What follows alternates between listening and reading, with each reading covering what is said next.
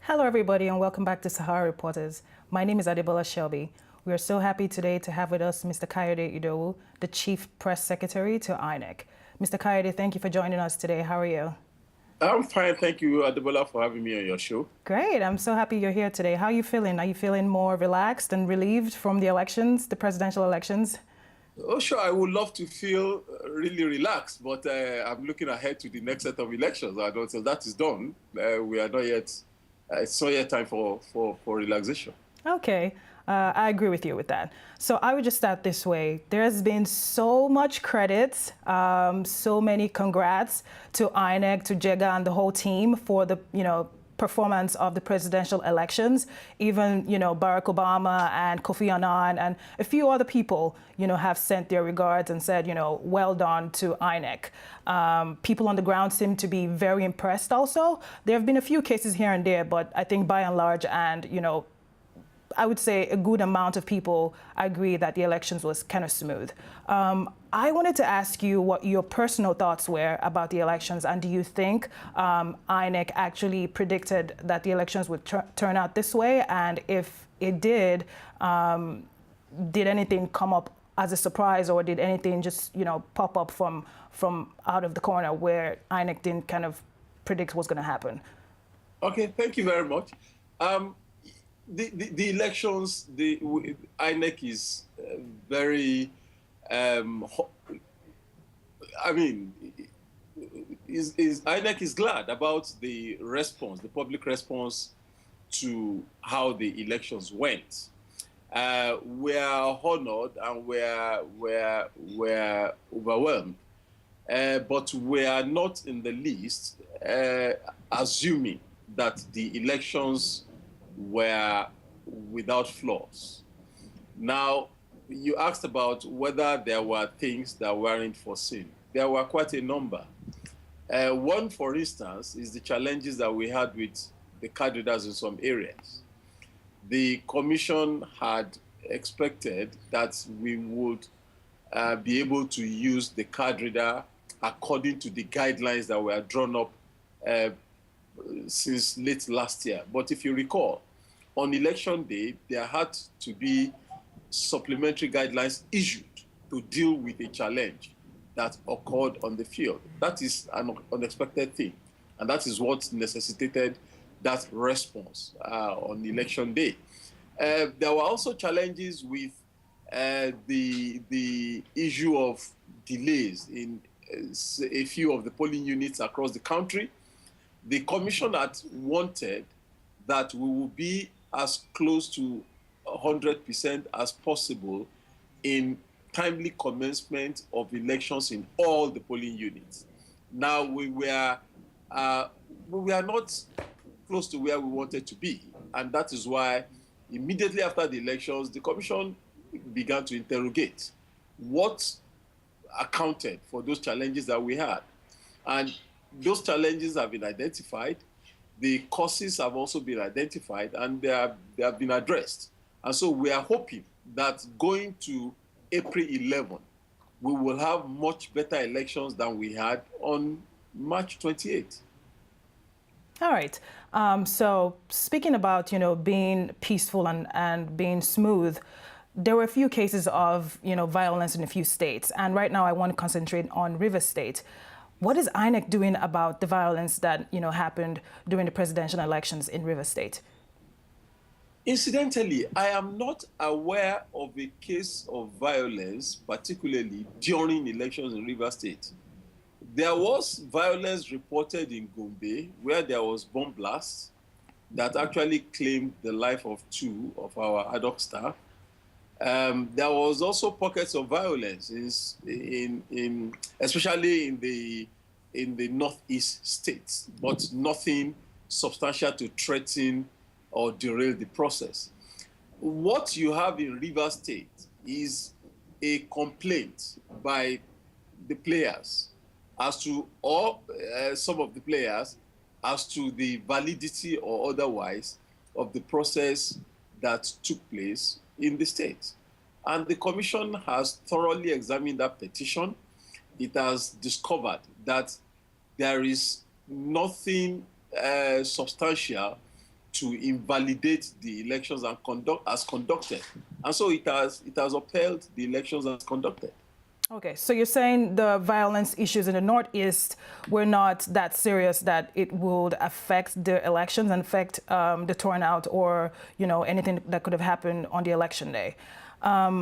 As far as Rivers State is concerned, there have been issues of accusations from, the PDP, from the APP, I'm sorry, and APC, I'm sorry. And people are saying that INEC is very quick to set up a committee in Rivers State and figure out what the problem is. But when you look at a state like Kano State, where the APC were accused of rigging, people are saying INEC was kind of slow to doing something about it. What do you have to say about that? Yeah, good question. Now, you see, there are procedures to everything. Now, the commission received a petition formally filed with it through the designated official, namely the secretary to the commission, and that was a petition that was received in regard of Rivers State elections. Now, with the petition having been duly and properly filed, the commission is obligated to process it, because it is an umpire. It must be seen to interrogate every claim that is brought before it duly and properly. Now, it is not the same thing as when a claim, or maybe just as a counterpoint to what was seen to have been done in one state, you came to the collation floor and you sought to hand over a petition to the chairman. That is not the way to file a petition. The petition is received, any petition to be filed is received in the secretariat of the commission and will be received and duly received by the secretary to the commission. Now, the petition that came from Kano, in regard of Kano or any other state, was not filed as at the time that the case was made in the open. Those petitions were not filed duly and properly. And so it could not be treated. You cannot come to collation floor and hand over a petition to the chairman and say you should stop collation in order to treat your petition. I mean, that's another way of wanting to abort the process. So the chairman said, your petition is not properly served. The one that we received and we are treating, it was served properly. So serve your petition properly. And since then, the petition has been served properly, it has been interrogated, there's nothing to it. Okay. All right, so let's go back to the issue of the PVCs and the card readers. Now we have the next set of elections coming up very soon. And, with the presidential elections that just passed, a lot of people were saying, some of the INEC staff or the NYSC staff who were hired to do the job were not very well informed in terms of how to fix the batteries for the card readers and, generally just, either being late to the polling units or just, not being very well informed. So going forward to the next elections, what is INEC doing to, make the process much faster and, just make sure that the people who are working at the polling units know what they're doing? Thank you very much, Adebola, for the question. I can assure you that the challenges that arose on March 28th have been identified and they are being addressed. Now, you see, part of the problem that played out on March 28th was also not just because the people didn't know what to do, because in any event, by the design of the process, the polling officials, the officials in the polling units are not, they are not empowered. They don't have the skill to configure the machines. And so when there was a challenge, whenever they encountered a challenge with the machine, they were at sea as to what to do, except an engineer, an administrator, who has the requisite skill to handle the and configure the card reader comes around, they were at sea.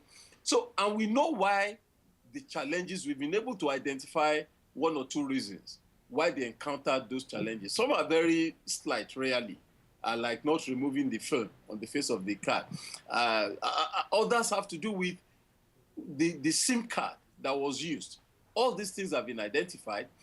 We expect that by the time the card readers are being used in the polling units on April 11, those challenges will not arise anymore.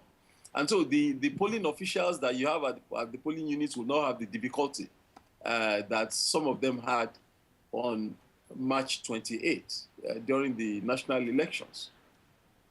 All right, so just quickly, before we let you go, I wanted to touch the issue of underage voters. So during the presidential elections, there were a lot of pictures that came on social media about underage people actually going through the process of, either getting verified or even voting. What is INEC doing about the issue of underage voters? How are you tackling that issue? You see, that's a very germane question. And I appreciate the point you made that the pictures were being posted on the social media. But unfortunately, pictures on the social media do not avail much for the commission. You see, these problems like this require collective approach in dealing with them.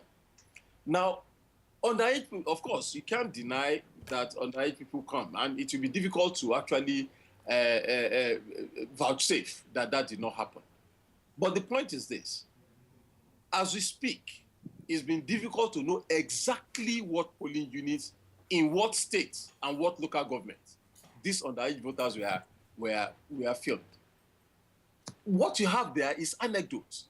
Ideally, what should happen is when people see underage voters in a polling environment, the presiding officer is the president of the election environment.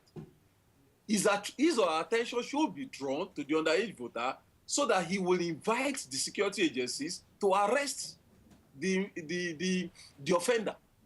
But if pictures are just taken, because sometimes some of these things also come because of community conspiracy, community complicity. And if such a thing happens, what can INEC leadership do if all people do is to talk about it or to post the picture on social media and stuff?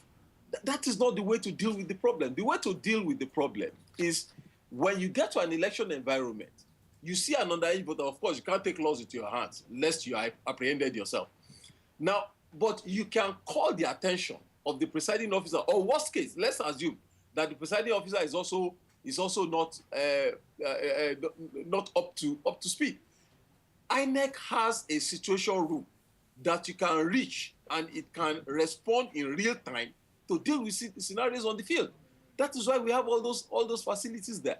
So we expect. How do we deal with underage voting?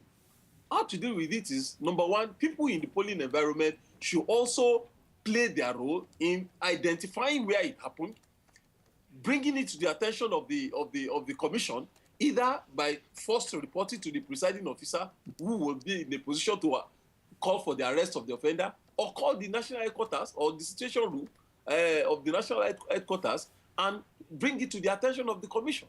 That way, it will be dealt with. All right.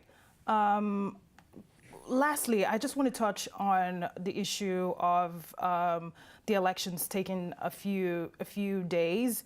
With the presidential elections, initially, our plan or our thought was, with the fact that we're using PVCs now, maybe the process of actually counting the votes would be a little bit more computerized or faster. Going forward to the next elections, do you think, in terms of counting the vote, if we're going to see or expect to get the results the next day, or would it also take that long process of couple of days, or we're not sure, or how do you think the counting process is going to be like this time around? Well, you see, since 2011, the commissioner tries to keep the returns within 48 hours. Now, this particular case was delayed longer, obviously because of the challenges on election day that forced elections till the next day in some areas. Now, when we don't have those challenges, returns, we have our retrieval processes, they work more efficiently, and return results can be announced within 48 hours, perhaps even faster. So we are hoping that for the April 11 elections, these challenges that we saw on March 28 will not be there.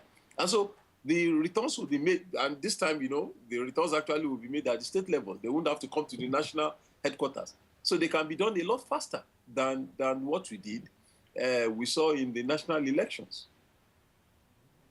All right. Thank you, Mr. Kayode, for joining us today. It was such a pleasure talking to you. This has been Sahara Reporters, and we've been talking to Mr. Kayode Idowu, the chairman and the chief press secretary, to INEC. Thank you for joining us, and we'll be right back.